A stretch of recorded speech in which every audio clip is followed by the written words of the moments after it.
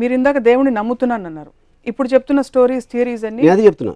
నేను దేవుడిని నమ్ముతున్నాను ఎప్పుడు చెప్పాను, ఒక సృష్టి క్రియేట్ చేసింది ఒక ఆస్పెక్ట్, కానీ ఆ సృష్టికి మనం బతుకున్న దానికి సంబంధం లేదు. అందుకని నేను బాలాజీ గుడికి వెళ్ళి కొబ్బరికాయ కొడితే నాకు వస్తుందని నేను నమ్మను. ఇప్పుడు అర్థమైంది. మీరు బ్రహ్మని నమ్ముతారు కానీ విష్ణువుని శివుడిని నమ్మరు. ఎందుకంటే బ్రహ్మ సృష్టికర్త, ఓకే, బ్రహ్మ అని పేరు పెడితే ఓకే. యా, విష్ణువుని శివుడిని నమ్మరు. అంటే ఒక ప్రిజర్వర్, ఒక డిస్ట్రాయర్ లాంటి ఒక రెండు మైథలాజికల్ క్యారెక్టర్స్. ఇప్పుడు అదే మీ మైథలాజికల్ క్యారెక్టర్స్ అనేది కరెక్ట్ వర్డ్. అది ఎలిమెంట్స్. ఇప్పుడు నాకు స్వామి అయ్యప్ప ఉంది. ఇప్పుడు విష్ణువు ఒక దేవత రూపంలో వెళ్ళి వాళ్ళు ఆ మర్దన చేస్తూ ఉంటే తనని చూసి మోజుపడి శివుడు had sex with that. That is Ayyappa story what I heard, you know. So అంతకన్నా రిడిక్యులస్ ఎలిమెంట్ అని దాన్ని చూసి, అంటే ఇప్పుడు మీరు ఏదైనా చూడండి దేవుళ్ళ స్టోరీస్, మీరు డీప్గా వెళ్తే మీరు అసలు ఆశ్చర్యం వేసేస్తుంది. అసలు అలాంటి అంటే వాళ్ళకి తెలుసా తెలియనా అది ఇగ్నోర్ చేస్తారా. ఇప్పుడు బాలాజీ స్టోరీ ఉంది. ఓకే, బాలాజీ వచ్చే ముందు ఇంకొక చిన్న ఎగ్జాంపుల్ చెప్తాను.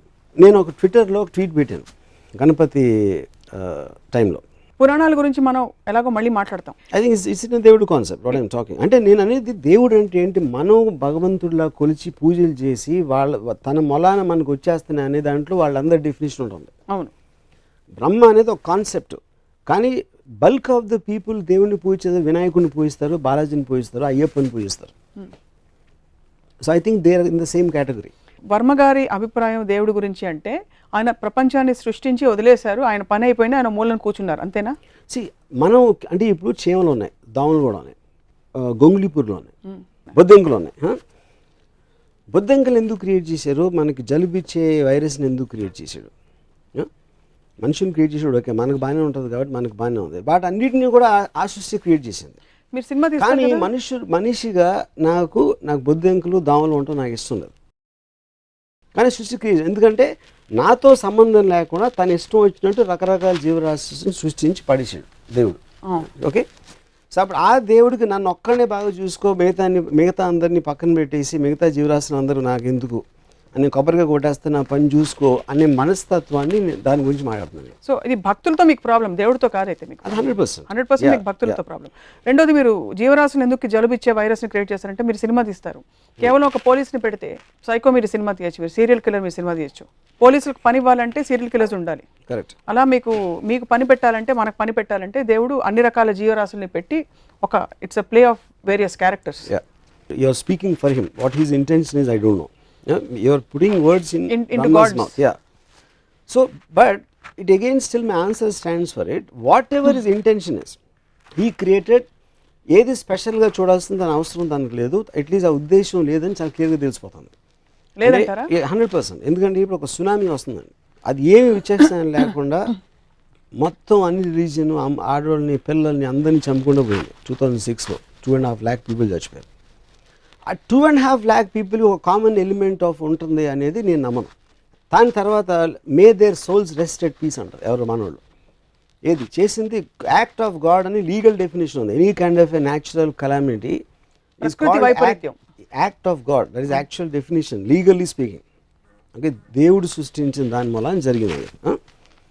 అది జరిగినప్పుడు మీరు మీ మేనేజర్ తప్పు చేస్తాడు, లేకపోతే మీ గవర్నమెంట్ తప్పు చేస్తుంది, లేకపోతే మీ ఇంట్లో ఎవరో తప్పు చేస్తే మీరు ఇమ్మీడియట్గా కోపం వస్తుంది. దానివల్ల ఒక హామ్ క్రియేట్ అయినప్పుడు అంత పెద్ద హామ్ క్రియేట్ చేసిన దేవుడిని మాత్రం మీరు బ్లేమ్ చేయరు. ఎందుకు? భయం.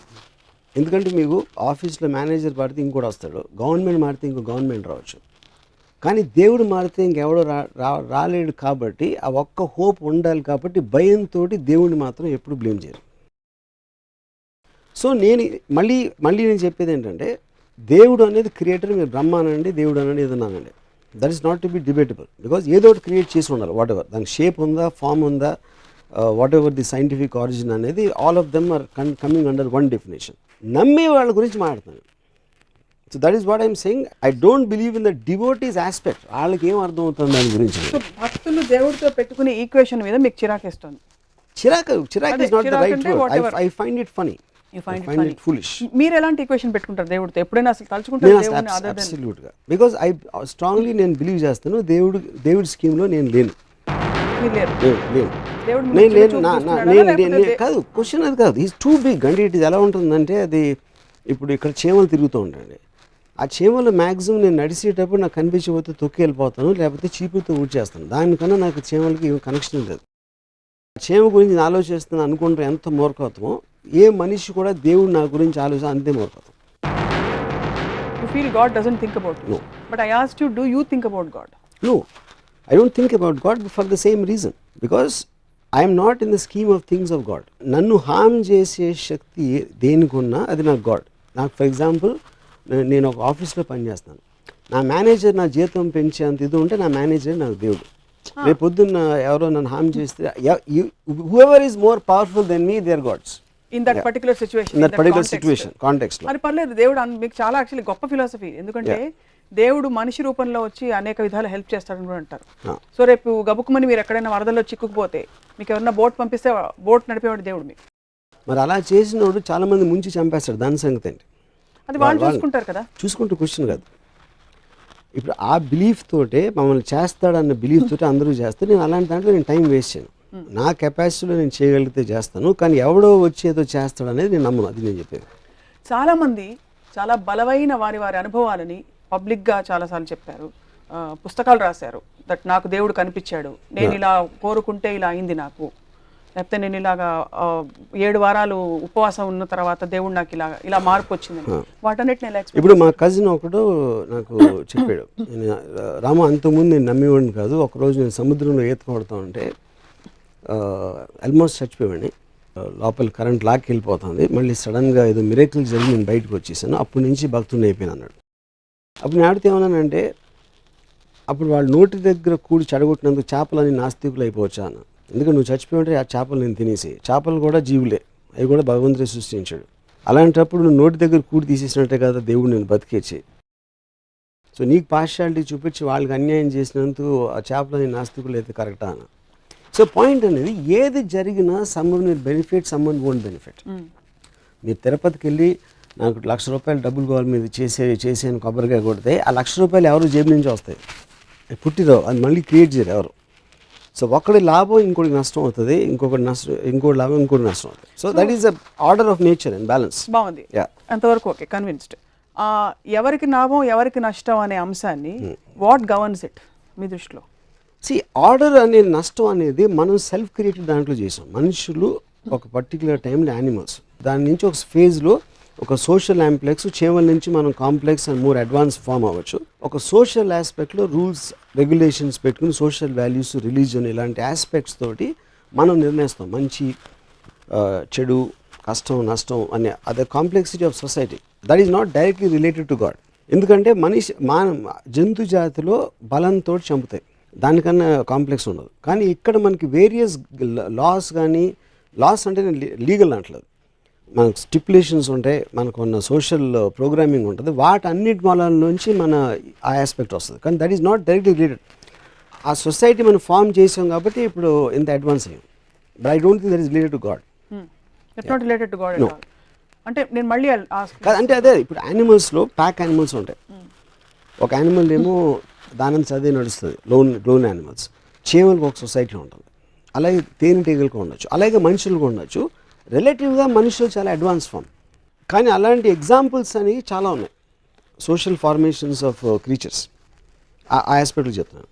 మళ్ళీ ఐల్ గో బ్యాక్. నాకు ఇంకా అర్థం కాలేదు ఒకటి, ఎవరికి న్యాయం జరగాలి ఎవరికి జరగకూడదు అనేది డిసైడ్ చేసేది న్యాయం అన్యాయం అనేది దాని గురించి నేను చెప్పేది. న్యాయం అన్యాయం అనేది నేను ఎక్కడో కొట్టుకుపోతున్నాను, నేను చచ్చిపోతే చేపలకు తిండి అవుతుంది. ఇప్పుడు పులి జింక వెనకాల పరిగెడుతుంది, జింకను పట్టుకోగలిగితే తినేస్తుంది. అక్కడ అది ఉట్టి కేవలం కాదు, అది ఉట్టి కేవలం తన బలం. బలవంతుడు బలహీనుని చంపుతాడు అనేది natural order and Darwin's philosophy, the strong against the week. That's the whole point. ఎందుకు అలా చూస్తే మరి చాలా కెలామిటీస్ లో మనుషులు కూడా పోతున్నారు కదా.